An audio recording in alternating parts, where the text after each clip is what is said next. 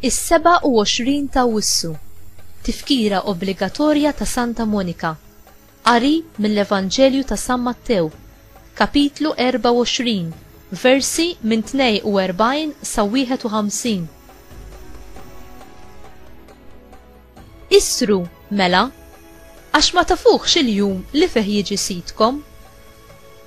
Kunu għafu dan, li kieku sit id-dar kellu jkun jaf li ma sara tal-lejl se jiġi l-ħalliel, kien jisar u ma jħallix min jinfidlu il-ħitan ta' daru. Mela kunu lesti intom ukoll, għax qatt ma tistaw tobsru is-sija li fija jiġi bin il-bniedem.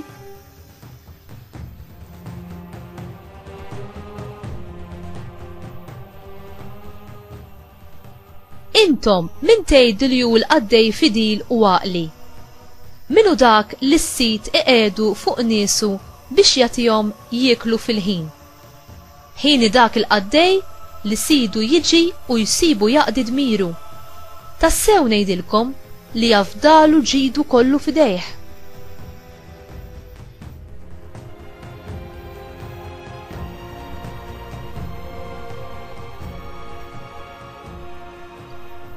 Issa jekk dak il-qaddej ħażin jibda jgħid f'qalbu, sidi jiddawwar ma jiġi, u jaqbad isawwat lil sħabu l-oħra u jiekol u jixrob mas-sakranazzi.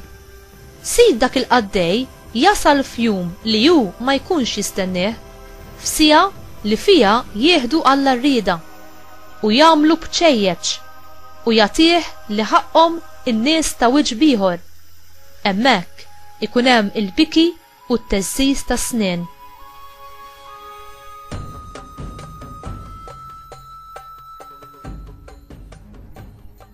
Il-kelma tal-mulej, tifkir lilek Kristu.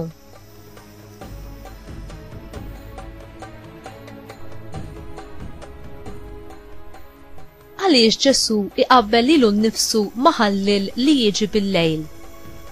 L-istorja li jirrakkuntanna Ġesu fil-Vanġelu tal-lum turina il-bżonn li nkunu dejjem ippreparati biex malli jiġi hu il-mulej f'ħin bla waqt u jsibna Alla rrieda ma nistħux minnu minħabba dak li jsibna medijin bih.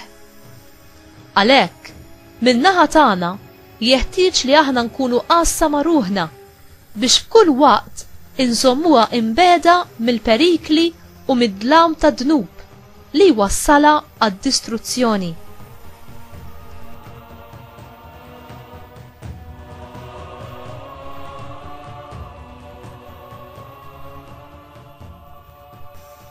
Ġesu itemm it-talim tiegħu dwar kemm wieħed għandu jagħmel sara fuq ruħu, parabbola oħra dwar il-ġudizzju li titratta sit u l-qaddej tiegħu. Din simili għall-istorja ta' qabilha. Hemm ukoll l-element ta' sorpriża. Is-sit jirritorna f'daqqa waħda id-dar f'ħin bla waqt. Huwa jippremja lil qaddej minnhom għal fedeltà tiegħu għax sab li kien jaqdih u jwettaq kull ma hu kien imqabbad. Is-sit jikkastiga lil qaddej ieħor li ġab ruħu ħażin. Dan il-qaddej ma kienx biss irresponsabbli, imma kien ta' spiss jiskarta x-xogħol u jberbaq flus sidu fix-xalar mal-ħbieb. Dan tal-aħħar abbuża wkoll minn sħabu l-ħaddiema fiżikament u bi vjolenza. Probabbilment biex iġelhom jagħmlu x-xogħol li kien imqabbad jagħmlu.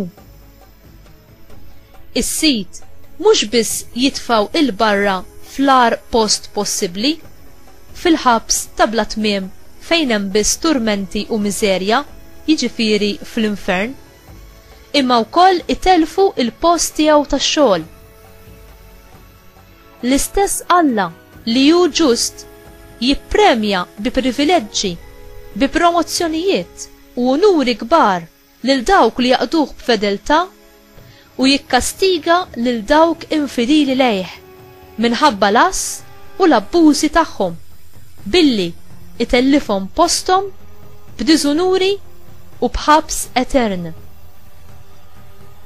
Li kieku f'dan il-jum kellu jiġi il-mulej bħal ħalliel għandek biex jitolbok kont tal-mod kif qed taqdih b'ħajtek.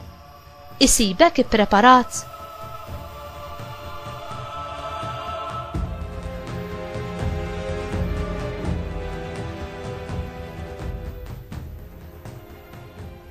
Mulej, int sraqt li qalbi għalik.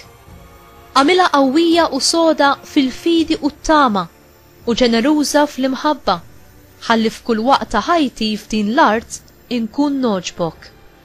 Marija Om Aziza, enni nisar fit-talb fl-imkien miegħek, bħalma ent lill-ewwel dixxipli ta' ibnek jistennew il-miġja tal-Ispiritu Santu. Għallimni biex bħalek noġob lill-Alla f'kull ħin u f'kull waqt, b'kull ma naħseb, b'kull ma ngħid u b'kull ma nwettaq f'ħajti. Amen.